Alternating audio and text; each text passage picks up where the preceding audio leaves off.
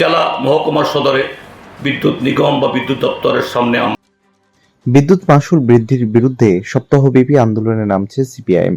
মঙ্গলবার সিপিআইএম রাজ্য কার্যালয়ে আয়োজিত এক সাংবাদিক সম্মেলনে এই ঘোষণা দেন বিরোধী দলনেতা জিতেন্দ্র চৌধুরী। তিনি সাংবাদিকদের সামনে ক্ষোভ উগরে দিয়ে বলেন, বিদ্যুৎবন্দী ঘটা করে সাংবাদিক সম্মেলন করে স্মার্ট মিটারে জানান দেন ঠিকই, কিন্তু সেই সাংবাদিক সম্মেলনে সাংবাদিকরা যখন 70 থেকে 80 হাজার টাকার বিলের বিষয়ে প্রশ্ন করেন তখন লেজে গুবরে হয়ে যান বিদ্যুৎবন্দী। বিদ্যুৎ মাশুল, স্মার্ট মিটার, সিএনজি ইত্যাদি অত্যাধিক মূল্যবৃদ্ধির প্রতিবাদে ধারাবাহিক আন্দোলনে নামতে চলছে সিপিআইএম।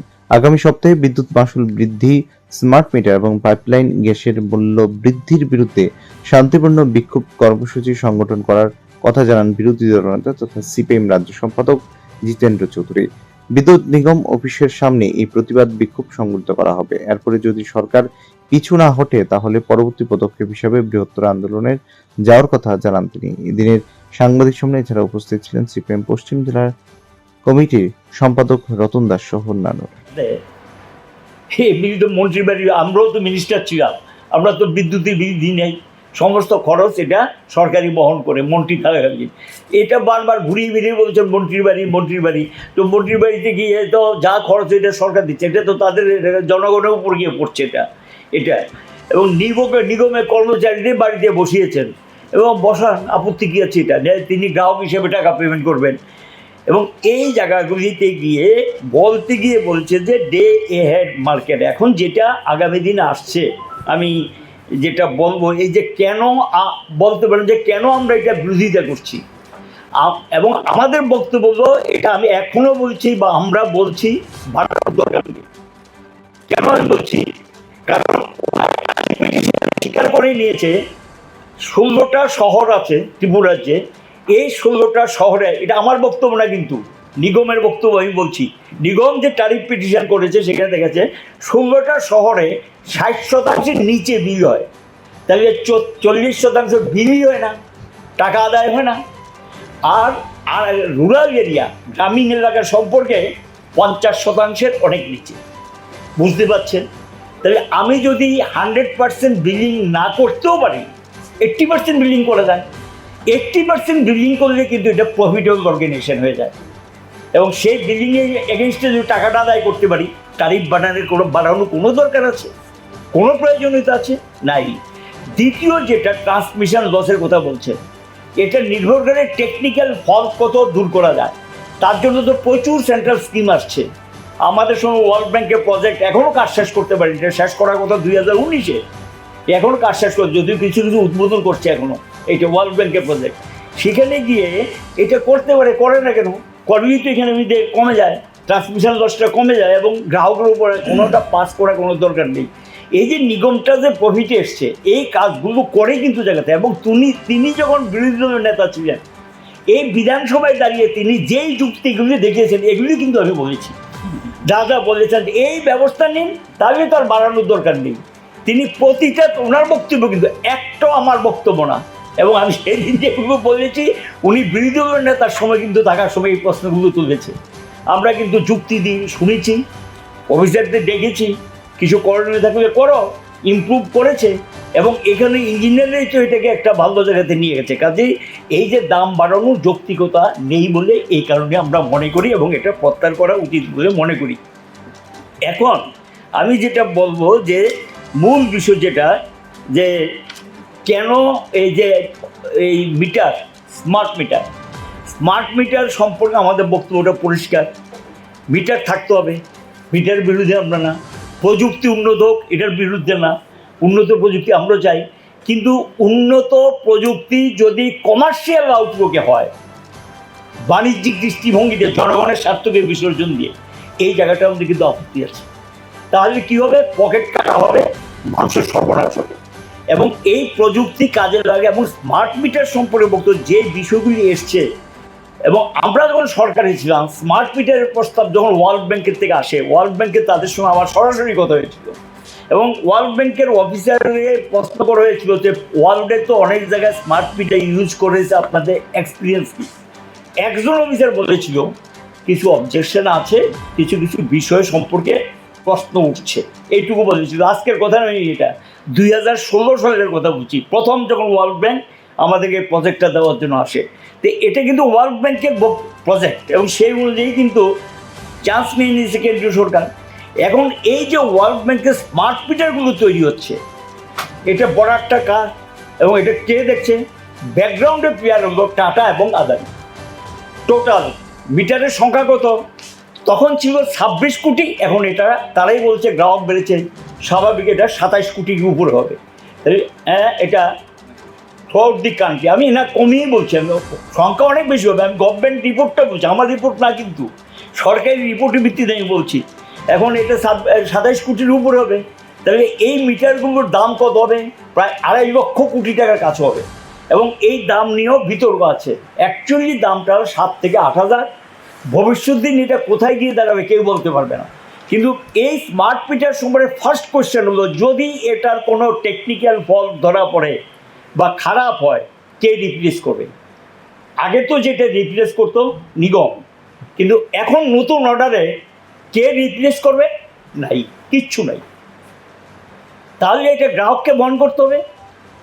গ্রাহকের পক্ষে একটা গরিব গ্রাহক অ্যাট এ টাইম যদি মিটারটা খারাপ হয়, আরেকটা মিটার কিনতে পারবে 7 থেকে 8 হাজার টাকা দিয়ে, সেই মিটারটা কিনতে পারবে গ্রাহকের, গরিব গ্রাহকের সম্ভব?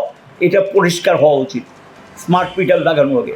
দ্বিতীয় যেটা, এই স্মার্ট মিটারের মধ্যে যেটা লক্ষণীয়, যে এই যে এখন ধরুন সাবসিডি কোথায় বিলে রাখা থাকে, যেটা বামফ্রন্ট সরকার সময় চালু করেছে 40 কোটি টাকা, এখন গিয়ে নতুন এটা যখন আসবে, সাবসিডি একবারে ডিবিটি সিস্টেম হয়ে যাবে, ডাইরেক্ট ব্যাংকের মাধ্যমে ট্রান্সফার। ওই যে ইয়ের মতো আপনাদের সিলিন্ডার বলেছিল যে কোনো চিন্তা নেই, ভালো করে আসবে, আপনারা এটা মেনে নিয়েছে পাবলিক। এখন তো ভালো করেই জানেন কি আসছে কি পাচ্ছে, সাধারণ ভালো করে জানে, এটা গ্যাসের মতো।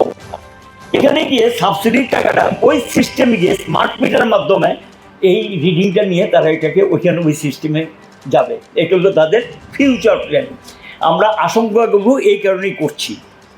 এবং এখানে গিয়ে যেটা রিভাম্প ডিস্ট্রিবিউশন সেক্টর স্কিম, যেটা তাহলে পুনর্গঠিত বিতরণ ক্ষেত্র, এখানে গিয়ে লাভজনক এলাকাগুলো বেছে নেবে। এটা কিন্তু সবচেয়ে কী হবে জানেন, এই যে টোটাল ইন্ডিয়ার সমস্ত স্মার্ট মিটারের যে ডেটাটা, এটা সেন্ট্রালি গিয়ে একটা বেসরকারি সংস্থার হাতে যাবে। সেই বেসরকারি সংস্থা যখন কন্ট্রোল করবে, সে দিল্লিতে বসে দেখবে কোন জায়গাটা লাভজনক। ধরুন আগরতলা শহরটা লাভজনক, এখানে ঘনবসতি এবং কমার্শিয়াল বেশি, সে এখানে এসে বলবে আমি এই জায়গার সাপ্লাইটা নিয়ে নিলাম, কিন্তু সে গন্ডা ছড়া যাবে না। সে যাবে কি করব, সাপ নেবে, তারা কৃষকের দায়িত্ব নেবে, কোথাও কিন্তু সেই দায়িত্ব নেবে না। তাহলে কী হবে, দেশের একটা বিরাট অংশে মানুষ ভবিষ্যৎ দিনে বিদ্যুৎ পাওয়া থেকে বঞ্চিত হতে পারে।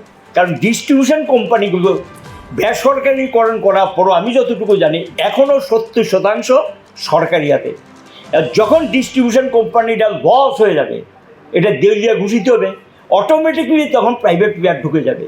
যেমন আপনাদের কোম্পানি, এই যে ত্রিপুরার এই কোম্পানি, খবর আপনারা জানেন কি না, তারা প্রকাশ্যে এটা বলে না।